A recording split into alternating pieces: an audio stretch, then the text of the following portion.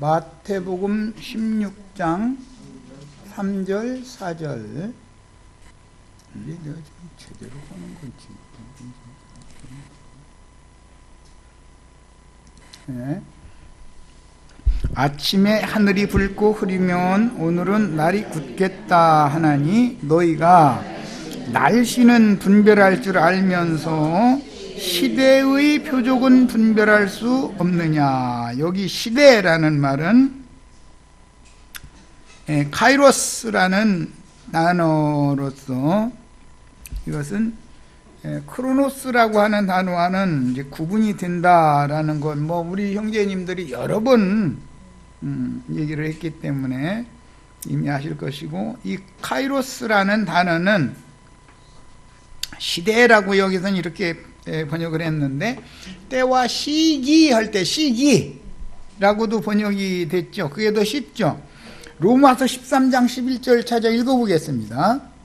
시대라는 말과 세대라는 말은 전혀 다른 겁니다. 예. 로마서 13장 11절. 로마서 13장 11절.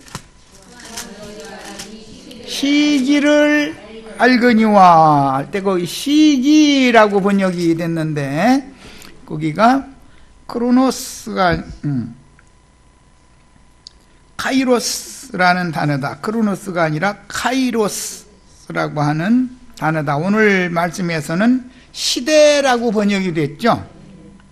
그러니까 시기라는 개념인데, 그 때와 시기라고 할 때 요한의 때까지요 할 때 어디에서 시작해서 어디까지의 한 시대라는 것이 있는 것이다 이 말이야. 그 한 시대 안에는 많은 세대들이 있죠. 구약 시대, 신약 시대, 그럼 그건 시대죠. 그런데 어느 출발점에서 어디까지단 말이에요. 그래서 때와 시기라고 번역할 때 시기라고도 번역을 했어요. 그 다음에 데살로니가전서 5장 1절 때와 시기에 관하여는 뭐 이제 이렇게 거기도 읽고 오겠습니다. 아주 읽고 시작하죠. 데살로니가전서 5장 1절 형제들아 때와 시기에 관하여는 할 때 여기 시기,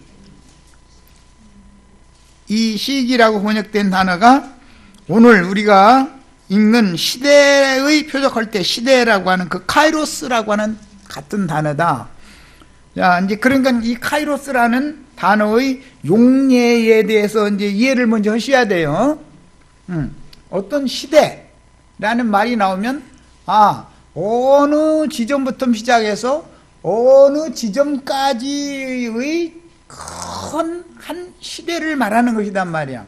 그 한 시대 속에는 뭐가 있다고요? 4절에 나오는, 오늘 마태복음 16장 4절에 나오는 악하고 음란한 세대가라고 말할 때, 이 세대라는 말은 시대 안에는 많은 세대가 있는 거다. 예. 구약 시대 안에는 자기 세대를 살다가 많은 세대들이 있었죠. 신약 시대, 교회 시대 안에도 성령이 사도들을 통해서 전도를 시작하면 교회 시대가 시작이 되죠. 율법과 선지자의 때는 그 시대는 이제 구약 시대는 끝나는 거예요. 신약의 교회 시대 안에도 많은 세대들이 한 세대는 오고 한 세대는 가고가 반복됐죠. 자, 여기 4절에 나오는 악하고 음란한 세대가라고 번역을 한 이 세대 이야기는 마태복음 시작에서 1장 17절에서 누구부터 누구까지가 14대요 거기 대라고만 되어 있죠. 몇 대. 우리 할아버지는 몇 대조 할아버지, 현고조 할아버지까지는 나, 부친, 증조부, 고조부까지는 아는 경우도 있죠. 내가 아주 어릴 때 고조부께서 살아 계시다가 돌아가실 수 있잖아요. 한 5살, 6살 때 돌아가시면은 알잖아요. 가물가물하게. 그러나 고조부 우회 때는 잘 모르지요. 자기 태어나기 전에 자기 고조부의 부친이셨으니까 모르잖아요. 그런 때는 그냥 현고조라고 해서 그 윗대는 그냥 현고조라고 하는 것이지, 그 대신 이제 아버지가 자식을 교육시킬 때는 족보책을 내놓고 이게 몇 대조 조부님이시다, 몇 대조 조모님이시다, 이렇게 가르쳐 주죠. 그런데 그건 글자만 있는 것이지 본적은 없는 경우가 많죠, 이제. 그러니까 한 대는 어느 누군가가 그 아버지의 씨를 모태 옮겨져서 모태가에서 잉태되어져서 출산 때가 돼서 출산된 이후에 자기에게 허락한 기간 70이나 80년을 살다 죽으면 태어난 날부터 죽는 날까지가 한 대지요. 예? 그러니까 이것은 세대라고 표현을 하는 것이고, 이 세대들이 많이 오고 가고 하지만 하나님에게는 한 시대를 어떻게 할 것인가, 한 시대 마무리를 어떻게 할 것인가라는 경륜적인 우주적인 다스림이 있다, 이런 말이야. 이게 오늘 여기에 나오는 두 단어, 3절에 시대의 표적할 때 시대라는 용어와 4절에 악하고 음란한 세대가 라고 할 때 말하고자 하는 예수님의 의도를 알고서 우리가 성경을 읽어야 된단 말이야. 단어의 의도를 모르고 그냥 읽어버리면 뭔 소린지 구분이 안 오잖아요. 야, 그러니까 지금 한 시대가 종결될 표적이 예수님이 자기 땅 자기 백성에게로 오셔서 전도를 하시다가 수로보니게 여자한테 가서 전도를 하면은 시대가 지금 바꿔지는 그 세대가 당했다 이 말이야. 만약에 우리의 세대에 신약 성경의 예언, 주님의 재림 종결, 이것이 교회 추수가 마무리가 되고 그 다음에 남은 자들이 오는 세상으로 다시 살아남아서 오는 세상으로 연결할 그런 시기가 이 시대라면 우리의 세대가 그 시기에 딱 맞아 들어간 거죠. 뭔 말인지 아시겠죠? 그런데 예수님이 자기 땅 자기 백성들에게 시대의 표적 얘기해 놓고 나서, 이게 시대의 표적은 인간 나라의 표적이 아니고 하늘로부터 오는 표적이단 말이야. 이게 하나님의 우주 경영에 관한 표적이다, 이런 말이야. 그러니까 예수님이 지금 구약시대라고 하는 율법과 선지자의 때를 종결하고 이제는 이방인의 때로 새 시대를 연결하기 위해서, 한 시대를 종결하고 새 시대를 시작하기 위해서 예수님이 오셔서 지금 전도를 하는데, 이것이 시대의 표적이다, 그런 말이야. 그 시대의 종결기에 지금 예수님과 함께 살고 있는 그 세대 사람들은 귀가 열려서 들어야 된다. 예수님 말씀이 들려야 되는 거예요. 오늘 우리를 함께 살고 있는 이 세대가 한 지금 3, 4대가 살고 있죠. 갓난 아기로부터 시작해서 청소년기, 어린아이들, 이제 결혼할 청년기, 그 다음에 장년기의 사람들도 있고 노년기, 곧 죽게 생긴 사람도 있죠. 언제나 4대는 같이 한 세대에 4대가 살죠. 맨 앞 4대 중에 맨 앞선 세대가 먼저 대리감을 받고, 대리감을 받으면 손자가 또 태어난다는 뜻이잖아요. 손자가 안 태어나보고 대리감만 받아버리면 인류 역사가 끝나니까. 우주 경영은 이렇게 이어지는 거다 이거예요. 우주 경영은. 그런데 지금 예수님과 대화를 나누고 있던 바리새인 사두개인들의 그 세대가 예수님이 육신으로 살던 세대와 같은 세대다. 예수님은 지금 구약시대를 종결하기 위해서 자기 백성들 중에 구원 얻을 자를 마무리 추수를 하러 오신 거죠. 요한복음 4장에 보면 제자들 보고 눈을 들어서 밭을 봐라. 다 휘어져서 추수할 때가 되었다. 추수 때는 언제나 있는 거예요, 사실은. 예. 그런데 예수님이 말씀하시는 추수 때라는 건 마지막 추수를 말한다 이 말이에요. 그 시대를 끝내는 추수다 이게요. 예수님이 오셔서 이런 표적을 행할 때 예수님의 말씀을 믿음으로 받아들이면 하나님의 자녀로 추수가 될 수가 있지만, 예수님의 말씀을 계속 배척하면 마귀의 자식으로 마귀의 세계로 추수되는 자죠. 시대의 표적이라는 건 이렇게 결정나는 거다. 야, 마태복음 1장 17절 14대 혹은 42세대라는 말은 여기에서 세대라고 번역한 게네아라고 하는 용어가 사용이 된 겁니다. 그 다음에 마태복음 이제 중요한 것이기 때문에 이 부분은 찾아서 읽겠습니다. 마태복음 23장, 여기서 보지 말고 본인의 성경책으로 보는 거예요. 마태복음 23장 36절 여기 보면 화 있을진저 이 외식하는 서기관과 바리새인들이여를 말씀을 반복하셨죠. 그리고 나서 주님이 마무리 선고를 선언하실 때 이 세대 너희가 담당하라 이렇게 말씀하셨죠. 자, 거기 읽어봅니다. 34절.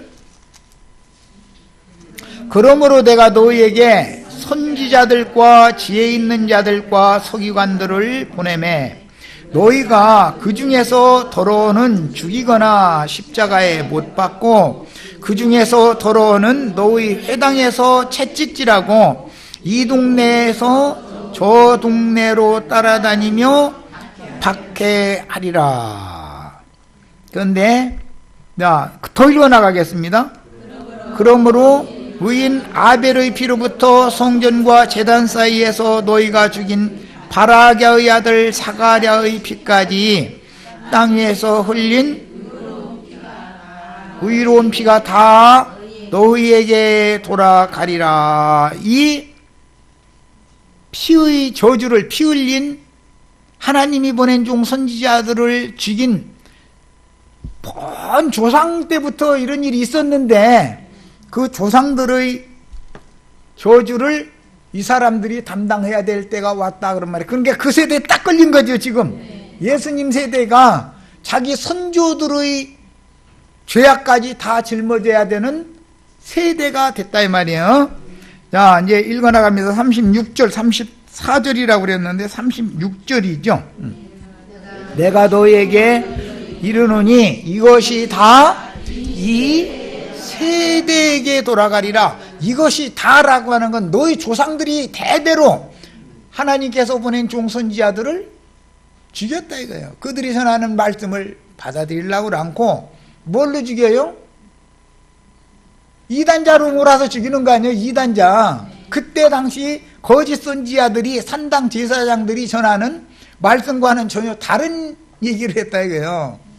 하나님이 보낸 종 선지자들은 영의 일로 얘기를 하니까 땅의 일을 가지고 자꾸 예를 들어서 설명을 해서 하늘의 일을 자꾸 설명을 하니까 그때 당시 율법 제사장들, 서기관 율법사들은 하나님이 보낸 종 선지자들이 자신들의 교리와 맞지 않기 때문에 이단자로 몰아서 죽였다 이거예요. 그런데 이 세대 사람들이 예수님을 지금 배척하고 죽일 사람들이죠. 그런데 너희가 딱 걸렸다 그 말이에요. 너희 조상들이 저지른 죄까지 너희가 다 이것이 다 이 세대에게 돌아가리라. 너희가 너희 조상들의 저주까지 다 짊어지고 지옥 형벌을 받아야 된다 이렇게 선고를 했다 이거예요. 어마어마한 얘기죠.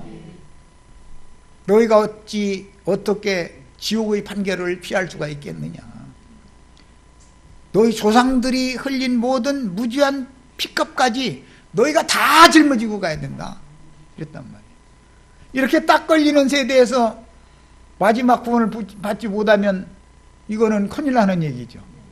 만약에 또 교계 목사님들이나 신부님들이 들으면 기분 나쁘실지 모르지만 지식도 많으시고 인품도 훌륭하신 줄 다 알아요. 아나 성경이 말하고자 하는 진리에 대해서 사실은 무지하면서 아는 채 가면서 장로들의 유전, 사람의 교훈을 하나님의 말씀에다가 섞어서 잘못 가르치면서 사람에게 서로 영광을 받고 이렇게 하는 목회를 끝내 하다가 만약에 이 세대가 또 한 번에 딱 걸리는 시대라면, 그런 세대라면 어떻게 할 거냐. 그거 알 수 없는 일이죠. 우리 세대가 그럴 수도 있는 거 아니에요. 그렇죠? 그 말은 한 시대가 종결되면 회개할 기회가 없다라는 뜻이기 때문에 지금은 예수님이 살아 생전에서 이 말씀하실 때는 지금이라도 돌이키고 회개하고, 요나가 가서 니느웨 성에 전도를 하면 왕으로부터 시작해서 대신들, 백성들, 짐승들까지 다 굵은 배옷 입고서 회개를 하니까 요나가 언덕배기에다 가서 올라가서 떼약볕에서 이놈의 성이 언제나 심판받나, 불내 좀 쏟아 부어지지라, 이렇게 이제 내 놈들 이제 다 멸망받아야 된다 하고서 고대하는데 아이 심판이 안 와. 헌사되고 떼약볕은 있으니까 이렇게 봤더니 옆에 박넝쿨이 이렇게 올라가면서 그 박넝쿨 이파리 가지고 머리를 이렇게 가리고 그런 게, 그러면 그냥 떠나든지 해야지. 그걸 굿해요. 우리나라를 그렇게 괴롭게 했으니까 너희 놈들은 이제 멸망받기를 이제 고대를 하는데, 아니 멸망을 안 시키네. 그 왜 멸망을 안 받았나 했더니 자기 동족들한테는 전하니까 이단 나왔다고 핍박을 하더니, 그래서 지금 요나 선지자가 자기 동족에게는 전도할 길이 막힌 거 아니에요. 그런데 이방인들은 왕, 대신들, 백성들, 짐승까지도 300원 입고 굵은 배옷 입고 이러고 걸음도 천천히 걷고 우리 잘못했다고 회개하고 이러니 하나님이 자기 동족은 심판해버리고 오히려 이방인들을 구원을 하니까 성질이 다 왔나요? 그랬다는 거예요. 그러니까 하나님이 오셔서 요나를 깨우쳐 주는 거예요. 내가 너 박넝쿨 이제 금방 마르면은 또 따님 새잎 따서 또 자꾸 이거 바꿔 씌워야 되잖아. 그런데 하나님이 일부러 박넝쿨 벌레가 와서 저 아랫두말에서 그냥 똑 자르게 만들어 버리고 다시 들어버렸더니 이제 떼약볕에 이제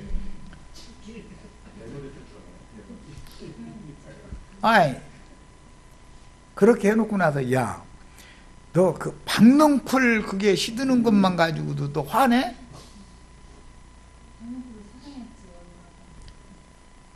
나는 아무것도 아닌 너 박넝쿨 가지고도 그것 때문에 그래서 왔는데, 내가 땅에 사람을 지어놓을 때 나의 생각이 있어서 지어놓은 건데 이 이방인들이라고 해서 멸망받는 것을 내가 기뻐하겠냐? 네가 박넝쿨 사랑한 것보다 내가 인간 사랑하는 게 더 크지. 그러니까 그때 버터서 깨달아지더라는 거예요. 하나님은 유대인, 이방인 이런 것을 가리는 분이 아니구나. 회개하면 누구나 다 받아주시구나. 이걸 깨달았다는 거예요. 그걸 깨닫는데 그게 사도행전에서 보면 바울 사도가 다메섹 도상으로 가다가 햇빛보다도 더 조용한 빛이 비쳤다고 그랬는데 그 빛이 요나의 머리 벗어지게 만들던 햇빛이다 이거예요. 그 빛보다 더 밝은 빛이 와가지고서 바울도 너 네 동족 그렇게 사랑하지? 걔들 이제 말 안 들어. 네 동족한테 내가 베드로와 야고보 보낼 거니까 너는 내가 가라는 대로 가. 그래가지고서 이방인들에게 보내는 사도로 바울이 쓰임받게 됐죠. 바나바와 바울이. 이런 것을 구약 성경에 이미 예언이다 이게. 지금 예수님이 이 시대가 종결되는 이 시대의 그 세대가, 예수님과 함께 살던 세대가 마지막 추수가 되든지 멸망으로 들어가든지를 결정할 세대다 이거예요. 그런데 예수님 시대 2000년 전에만 그러고 끝났으면 뭐 문제가 있겠어요? 그런데 혹시 이제는 이방인의 때도 끝나서 한 시대가 종결되는 이 세대가, 우리 세대가 그럴 수도 있잖아. 난 꼭 그렇다고는 않지만 그럴 수도 있잖냐 이거요. 아니라고 누가 장담할 거요?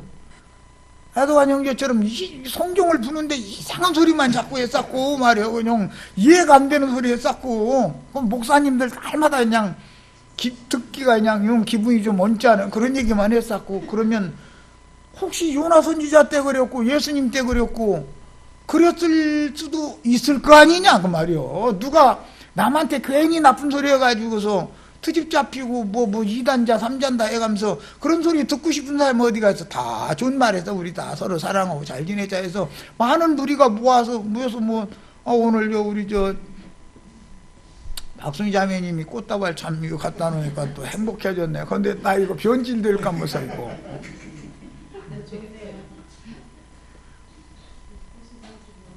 모르는 거다 이거요.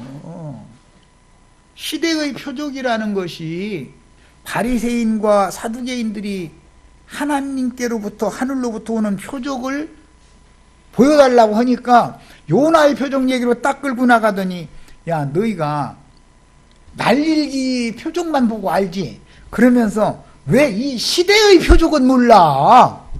그런데 이 세대가 무슨 세대냐, 악하고 음란한 세대다 하면서 그런 징조 표적을 구하지만 나는 요나의 표적밖에 보여줄 것이 없다. 무슨 말이에요? 이제는 유대인의 구원 때는 끝이다. 율법과 선지자의 때는 끝났다. 이방인의 때가 온다 그 말이죠. 이게 징조고 표적이죠. 우리의 시대에서는 지금 말하자면 교회 시대는 이제는 끝났고 오는 새 시대인 새하늘과 새 땅의 천년 기간의 왕국이 실현되는 때가 지금 분기점에 와 있는지 아니라고 누가 장담할 것이며 꼭 그렇다고 난 주장은 안 해요. 그럼 내가 어떻게 알아? 내가 신도 아닌데. 그러나 아니라고 누구도 장담하면 안 되죠.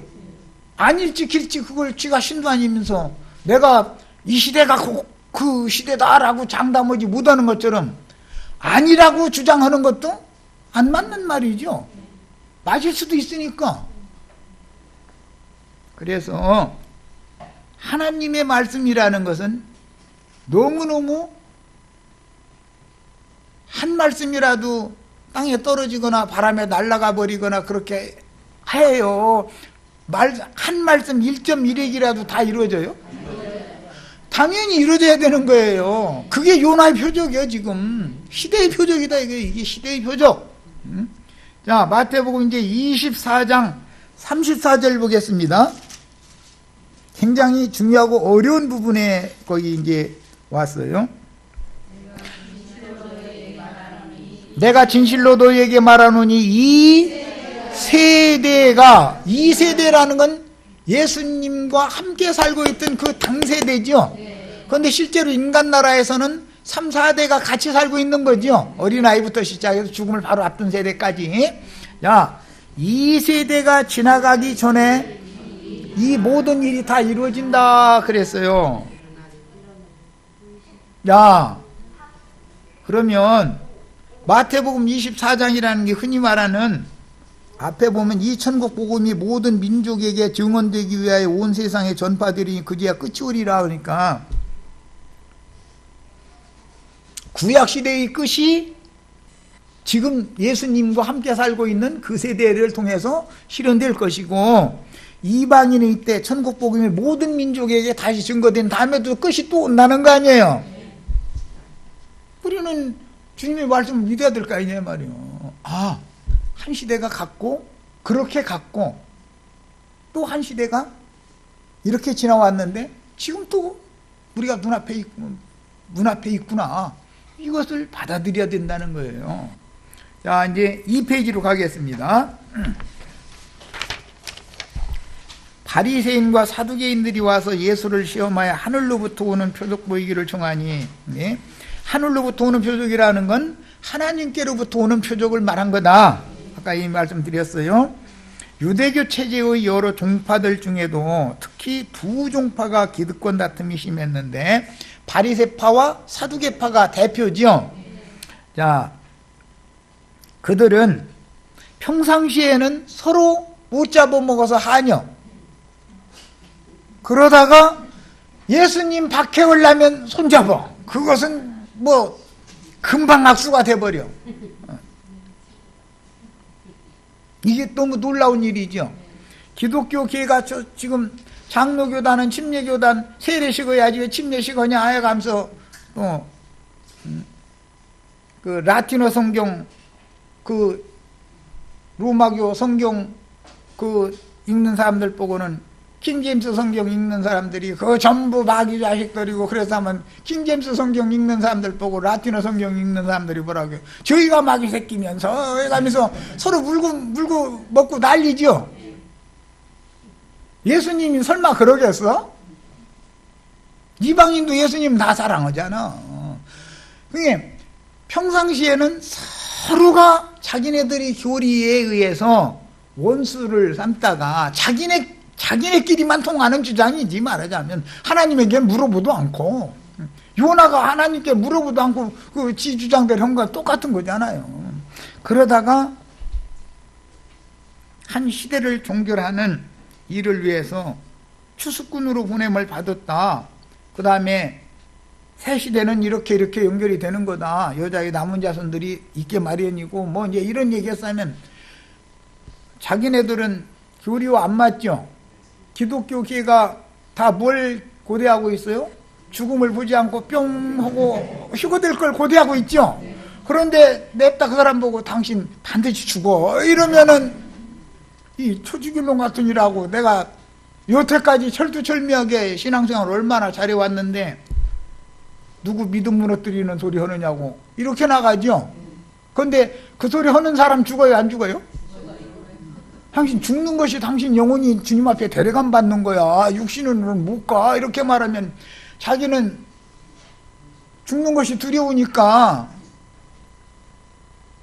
이거 이렇게 돼야 되느냐고, 결국 이렇게 해야 하냐고, 그러면 그래야 된다고. 그러면은 좋아해요, 나빠해요?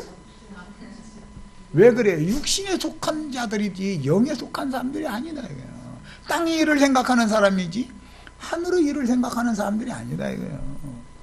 주님은 육신을 입은 사람 속에 영혼을 지어놓고 영혼 농사를 하는 것이지, 육신 농사는 우리가 시집가고 장가가면 육신은 육신의 조상이 다 농사하지요.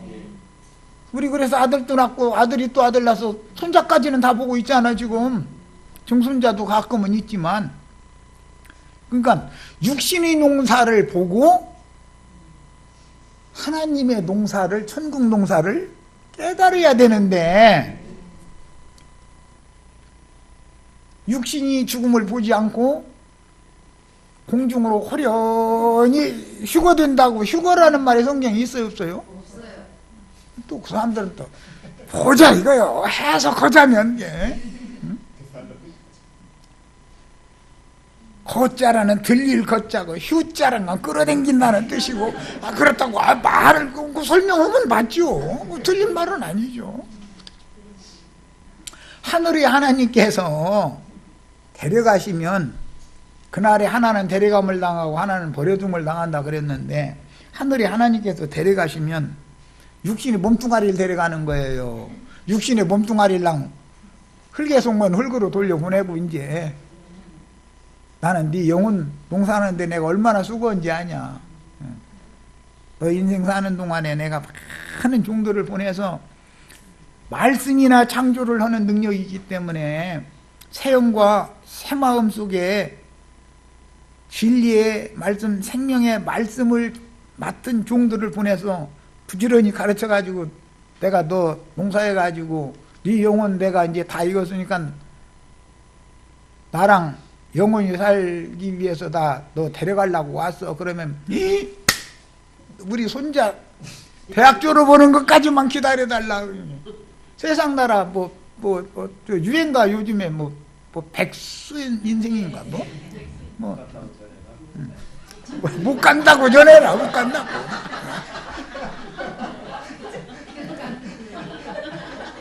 그럼 계시록에는 아멘 주 예수여 어서 오시오. 그 입으로는 속히 오시옵소서 해놓고 나서는 실제로 가자 그러면 못 간다고 전해라. 할 일이나 못다고 전해라. 그러니까 이 사람들이 진리를 믿는다는 거요. 입에 붙은 소리만 한다는 거요. 빈말하고 있는 거다 이거요. 예수님이 이걸 전하러 오셨으니 이 얘기를 하면은 그 사람들이 이해가 되냔 말이야. 만물은 다 조물주께로부터 왔고 거듭난 영혼 속사람 새사람은 하나님께로 났으니까 위로부터 왔으니까 위로 가는 거지만 흙에서 취함을 입은 껍데기 겉사람은 옛사람은 흙으로 가게 마련이다. 이건 너무 당연한 이치인데 이렇게 하면 그것만은 딴 거는 다 말씀이 좋은데 그것은 아닌 것 같다. 그것은 아닌 것 같다. 이래버려. 이게 뭐예요? 시대의 표적을 아무리 전해줘도 거부한다. 이게 뭐가 거부하는 거야? 알고 보면 그 사람의 혈과 육체 속에는 죄가 구하고 있기 때문에 죄성이 진리를 거부하게 돼 있다. 이게 죄성이라는 건. 사람이 육신에 속한 자들은 일생에 매어 종로로 하게 돼 있죠. 그러면서 막 나중에 뭔 얘기까지 하면 똥덩어리에 굴러도 이 세상이 좋다. 아니 똥덩어리에 왜 굴러? 옛날 시골에 저 화장실에 고자리요? 왜 똥통에 굴르려고 난리요? 거룩한 곳으로 죄가 다시 없는 아픔도 슬픔도 눈물을 흘리고 곡하고 할 일도 없는 완전한 세계로 가자는데 왜 말이 그렇게 많아? 조금만 기다리라 해서 못 간다고 전해라 해서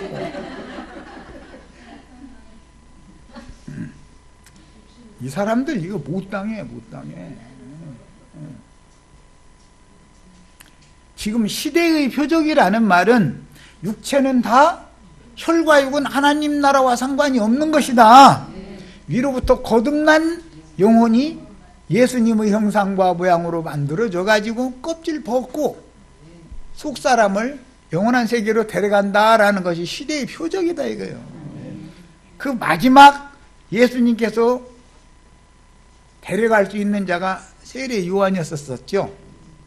요한의 때까지니까 요한까지는 예수님 부활에 함께 들어갈 수 있잖아요. 그 다음부터는 새 시대가 온다 이거예요. 새 시대가. 사도 시대라고 하는 건 교회 시대로 연결되기 때문에 살아서 하늘의 하나님께로 완전히 주소된 게 아니라 지금 약혼식만 해가지고 남은 인생 사는 동안에 또 자기 세대 동안에 천국농사가 또 한 세대마다 매년 1년마다 동사 한 번씩 해야죠. 네. 이렇게 성경을 지금 예수님이 풀어나가고자 하는 얘기예요. 자, 이제 예수님 당시에 유대교가 바리새파와 사두개파가 주축이 되는 여러 종파, 교단이라고 하는 건 성경에는 이단이라는 뜻이에요. 이단이라는 말이 장로교파 하면 그게 우리는 이단이라는 말이에요. 그 단어 자체가 파라는 말은 파당, 당을 짓는다. 이게 이단이라는 말인 거예요. 침례교파, 감리교파, 성결교파, 오순절파, 킹제임스파, 별로 파가 수도 없이 많아. 그런데 그게 다 파당, 교단 얘기하면 우리는 이단이요 그 말이에요. 그런데 이단이 참단을 이단이라고 그러는 것이 이게 비밀이죠. 예수님은 무슨 교파예요?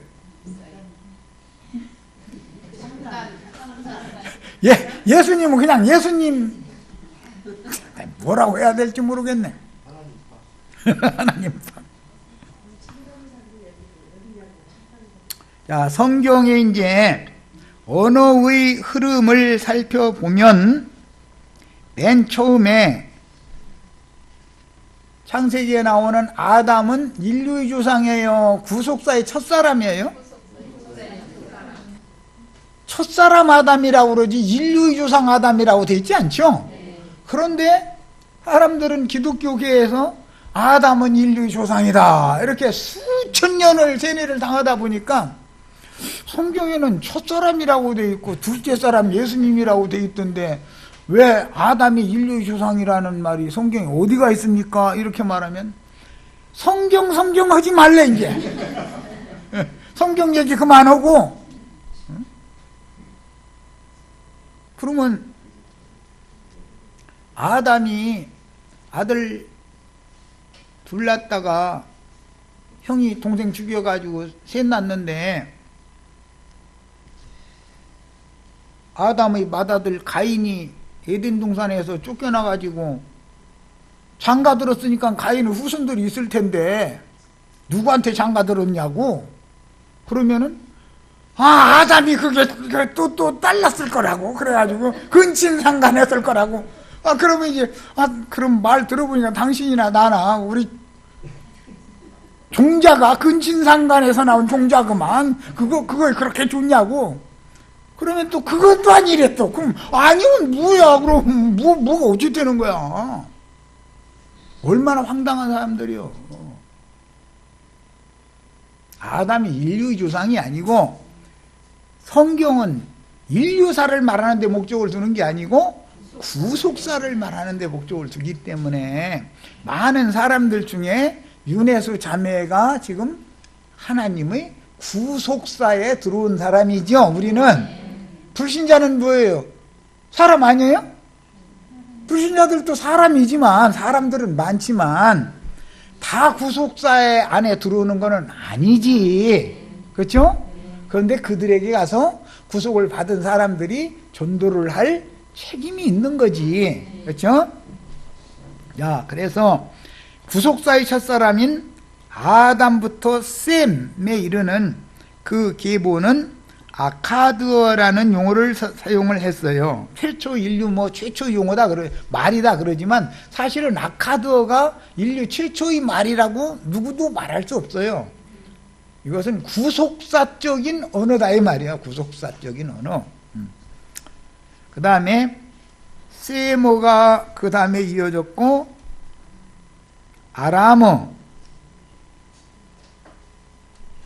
아람어로 되어 있는 이제 성경 번역사를 보면은 타르굼역이라는 말 들어보셨어요? 타르굼역? 이거는 사마리아 사본이나 시리아 사본이나 이런 계보를 구약 성경이 아람어와 히브리어로 되어 있는데 그 성경 원본을 타르굼이라고 그래요.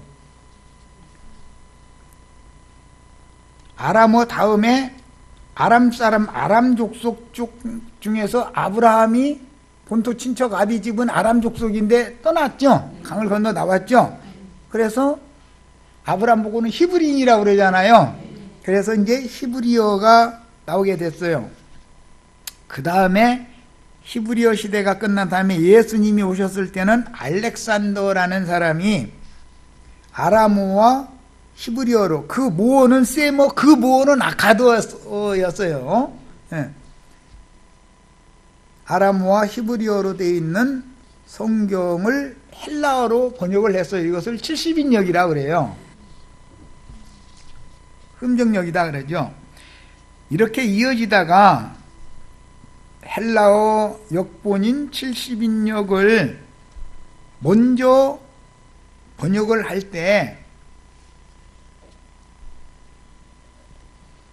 시나이 반도 쪽이나 또는 북아프리카 지역이나 그 다음에 애굽 지역이나 이런 남반부 지역에서 조각으로 되어 있는 성경 원본을 그 도자기 이런 데다가 이렇게 해서 이게 숨겨둔 이런 것들을 많이 발견을 해가지고 그것을 취합해서 번역을 했는데 그쪽 계보, 남반부 계보의 원본을 가지고 최초의 기독교가 로마교로 시작이 됐기 때문에 라틴어로 번역을 한 거예요.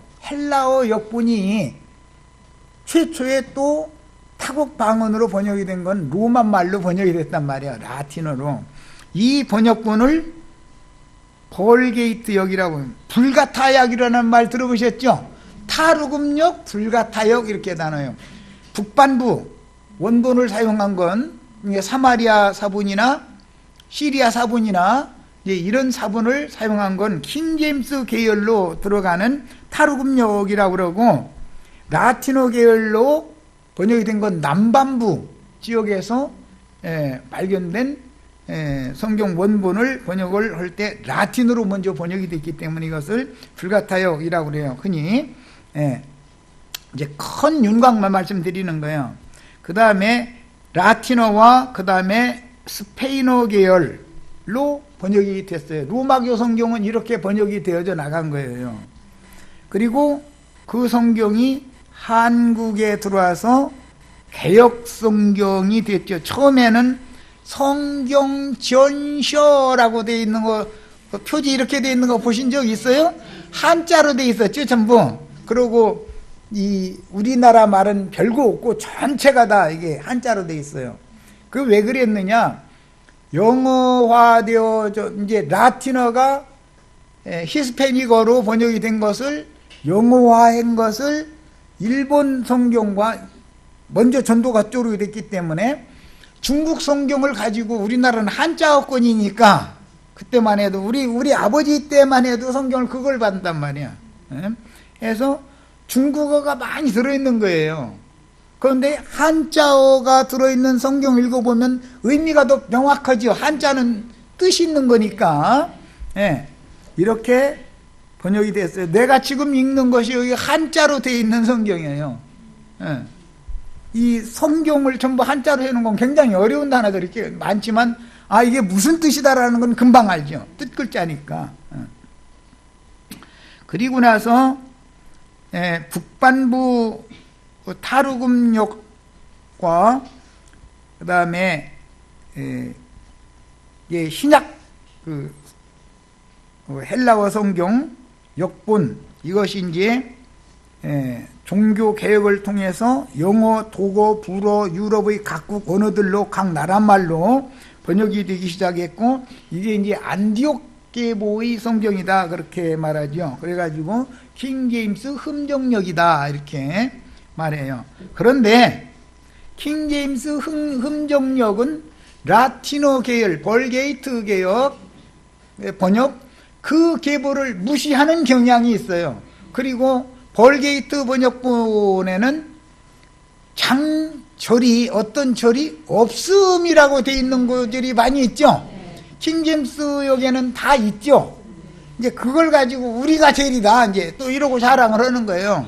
그런데 사실은 킹제임스 번역본도 많은 오류가 있어요. 많은 오류가 있어요. 그래서 우리만이 제일이다라고 주장하면 안 된다 이거예요. 그러다 보니까 많은 언어학자들이 시대가 지나면서 자꾸 사본이, 원본 사본이 더 발견이 되는 거예요. 자꾸 지금까지 발견되었던 그것보다 나중에 발견한 걸 첨가하니까 의미가 더 분명해질 수도 있고, 어떤 것은 원래 있던 그 언어, 이것은 해독이 안 되는 글자로 되어 있는 새 날아가는 것, 이런 것, 코끼리 코 이런 것처럼 되어 있는 이런 것이 있기 때문에 그런 것은 모르는 거 모르는 대로 그냥 놔둔 거단 말이야. 그리고 말이 통하는 것만 지금 번역을 해나가는 거예요. 이 마지막 지금 나오는 번역을 네슬레 알란트 역이다 그래요. 이 번역은 북반부 원본만 참고한 킹제임스, 남반부 원본만 참고한 라틴어의 로마교 역, 이 두 가지를 다 참고한 데다 대고 최근에 발견된 원본을 또 해독을 되는 만큼 더 첨가를 더 하는 거예요. 이것이 지금 우리가 지금 추구하는, 우리는 지금 개역 성경을 읽고 있지만 이런 의미 전달을 할 수 있는 성경이란 말이에요. 성경이 점점 번역이 좋아지는 것이죠. 1611년도에 번역한 킹제임스가 제일이라고 우기는 건, 그거는 어리석은 사람들이에요. 그것 보고 세상 나라에서는 이 태극기 흔들던 사람들 보고 뭐라고 하는데, 맞아, 꼴통 보수, 꼴통이라고 그러지, 꼴통.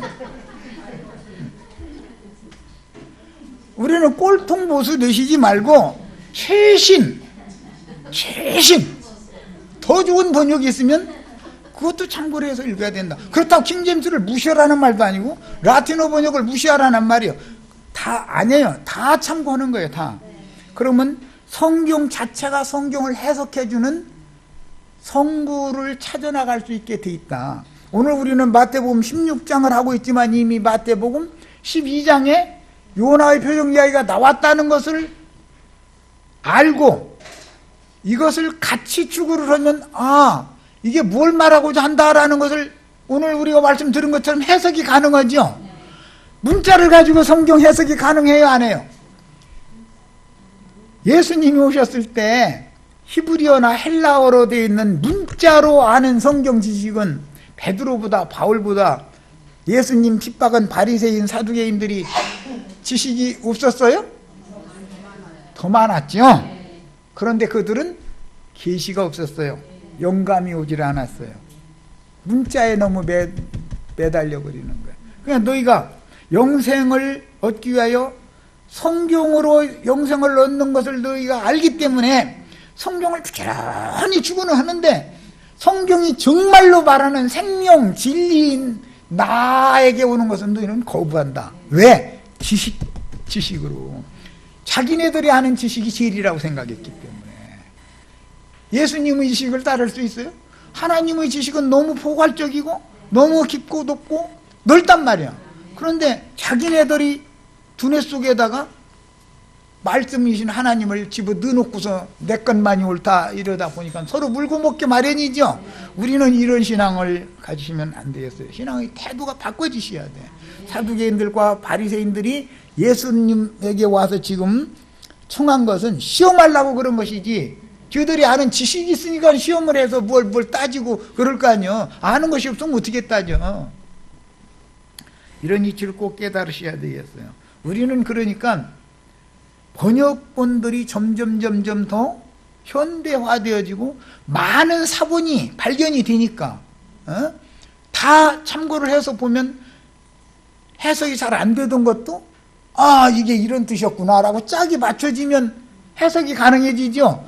이래서 지금 이 네슬레 알란트 번역본이라는 것도 이미 벌써 28판이 나왔어.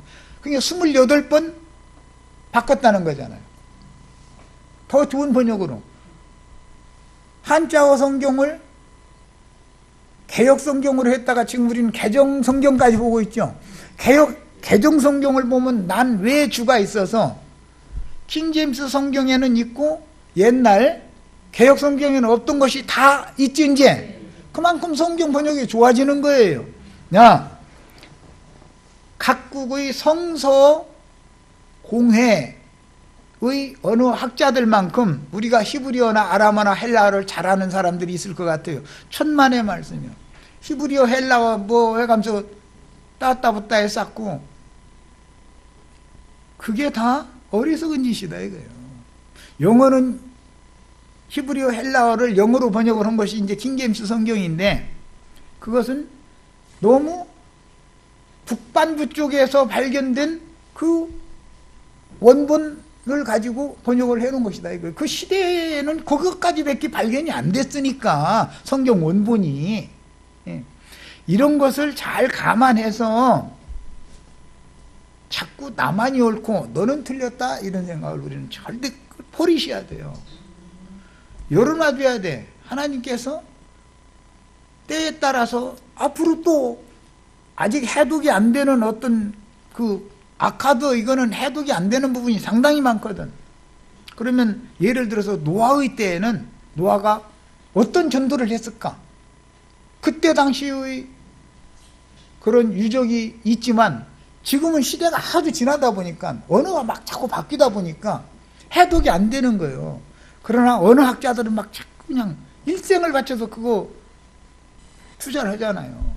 예, 우리는 지금 가만히 편안한 자리에 앉아서 너무 편안하게 이런 하나님의 말씀을 접촉을 할 수 있게 해주신 것에 대해서도 감사를 하셔야 되고, 사람이 교만해지면 안 돼요. 어떤 경우에도 나만이 옳다는 생각을 절대 가지면 안 돼요.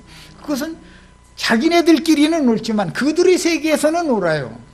그런데 그들의 세계에서 나만이 옳다라고 하는 사람들의 무리 안에 들어가 보면 저희들끼리 또 똥을 구먹어. 꼭 그렇게 돼 있어요. 포용력이 없어. 왜? 자기네 무리 중에서도 내가 더 너보다 많이 한다 이런 생각이, 사람을 자꾸 교만하게 만드는 특성이 있단 말이에요. 이런데 우리가 미혹당하시면 안 되겠어요. 자, 이제 하늘로부터 오는 표적이라는 말은 사실은 시대의 표적을 말한 거였다라는 거 설명을 했고, 그러니까 시대가 지날수록 성경 번역은 더 좋아진다, 나빠진다? 여러 여건이, 어느 시대에는 거기까지 발견된 걸 가지고 번역이 돼 있어요. 그 다음 시대에 또 발견된 것이 있어. 그때 당시 해독을 못하던 것이 다음 시대에 발견된 어떤 원본 자료를 가지고서 언어학자들이 해독을 해보니까, 이 단어를 우리가 오번역했다. 이 단어의 뜻은 이 단어로 이런 말이라고 번역을 해줘야 맞다 하면 개정이 당연히 돼야 되는 거죠. 이것을 우리는 사람이 자기만이 옳다고 주장하는 것이 얼마나 어리석은가.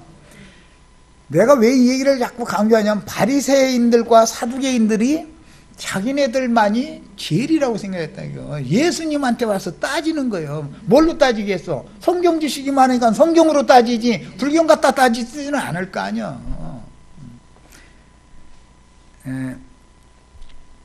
시대의 표적 얘기하면 세대와도 관계가 있다라는 거 말씀드리다 보니까 어느 시대에는 말씀이 거기까지 열릴 수밖에 없다. 왜? 하나님께서 그 시대 사람들에겐 거기까지만, 성경이 이미 다 전 세계 어딘가 감춰져 있어도 거기까지만 열어주시는 거예요. 많은 부분이 해독이 안 되는 걸 그냥 사람의 간음으로, 짐작으로 번역을 해서 문맥이 흘러가게 만들어 놨다 이거예요. 히브리어는 원래 우리는 배웠지만 자음만 있죠? 모음이 없죠? 자음만 가지고서 해독이 다 돼야 안 돼요? 될 수가 없는 거예요. 그런데 그걸로 영어로 옮겼어요. 그럼 그게 우리가 옳겠어요? 얼마나 어리석은 소리냐 이 말이에요. 그러니까 시대의 표적하면 그 시대에는 거기까지만 하나님이 열어주신다. 다음 시대 사람들에게는 더 열어주셔. 우리가 똑같은 성경을 읽어도 내가 예를 드는 거예요. 많은 시험 가운데 있고 정말로 그 어려움이 끝나지 않고 그럴 때 어떤 성경을 읽으면 은혜가 되는 구절이 있죠.